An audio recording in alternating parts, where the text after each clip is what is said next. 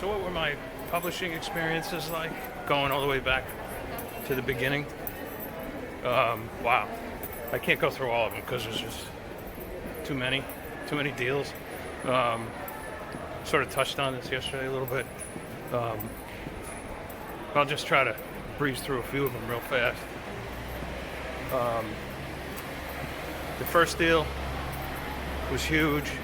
Like, I was just 32 years old, I think, right out of writing school. And, they gave me like $250,000 for the book I called The Innocent, but that they changed to... Oh, and by the way, I'm not going to name the names of the publishers because I don't want to get into all that. But anyway, this big New York publisher wants to change the title to As Catch Can. And so I'm like, okay, I'm just young. I don't know enough to say no, which I should have, because whenever someone would ask me, like, what's the name of your new book? I'd say As Catch Can, and they would inevitably say, what? Or if they caught it, then they'd remember it as Catch Can.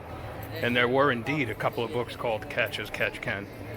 And people probably inevitably went and bought that one instead. Anyway, they gave me all this money for a 2-book deal. For As Catch Can, doesn't sell a whole lot. So they bring the next one out really quickly, and it's just sort of like, they give me another editor and all that kind of crap, and you kind of know, like, you're on your way out at that point. You're leaving a lot of money on the table. So, like, after that experience, by the way, I had a lot of fun with that experience. I became friends with my editor and all that sort of stuff, but I left a lot of money on the table, despite, like, movie deal offers and a lot of press from Publishers Weekly and great reviews, like, from New York Post and all this sort of stuff. But it just still wouldn't move books. So I had trouble getting published after that for a number of years.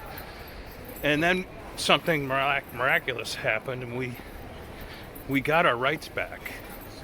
My agent and I got our rights back to the first 2 books, and so I immediately changed As Catch Can back to The Innocent, and we gave it to this smaller press, new startup Maverick Press, to sell, and we sell 100,000 units in like 4 weeks, and go on to sell like another 25,000 units in another couple of weeks.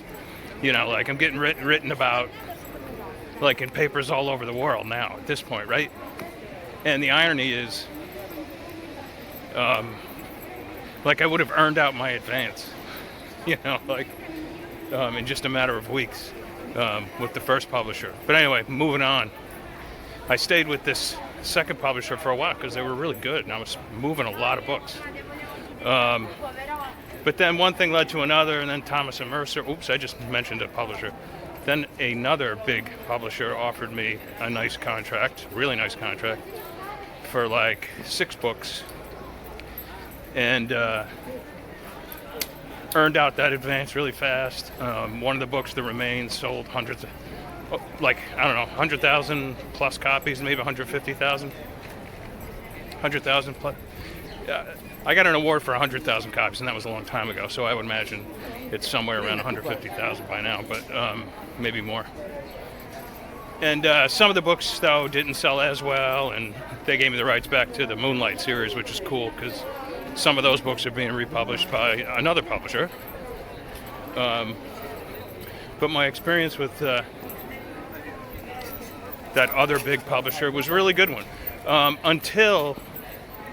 Until that is, the crew who bought me, like, vanished. They went on to other things and other jobs, and I don't think I ended up having like 4 book deals there, and I had 4 different editors for each book deal. And the last one, the editor left just prior to the book being published, and that always spells disaster. So it didn't move that many copies. Anyway, move on to another publisher.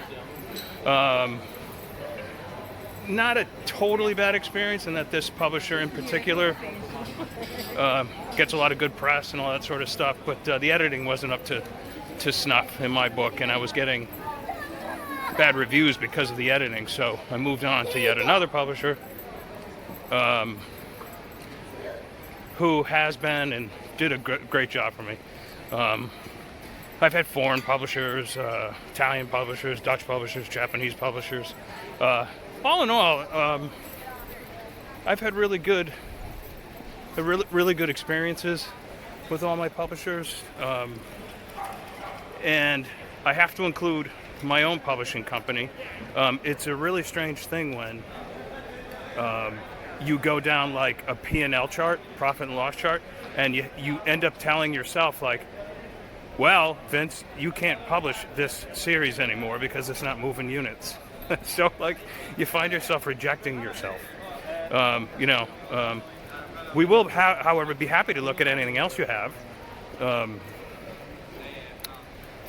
So that's like my publishing experience so far. I find myself more and more attracted to just working with my own outfit because I have great editors and artists, and you have to put up the capital to make it happen. But like when you look at the list of books you have in your own stable that you own all the property rights to, it's like, wow, it's amazing. Like everything sells at least 2 or 3 copies a month, and you're getting so much more money per unit.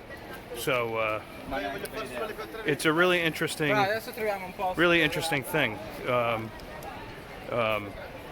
when you find yourself like looking at all this intellectual real estate that you'll own for years and years and years, and that you'll pass on to your kids. So the publishing experience traditionally has been very good. It's been disappointing at times. It's been tragic at times. It's been, really, really great at times. I've won a bunch of awards with it. But the independent side of things is really good too. So I continue to do both. We'll see what the next 10 years brings. All right, for now.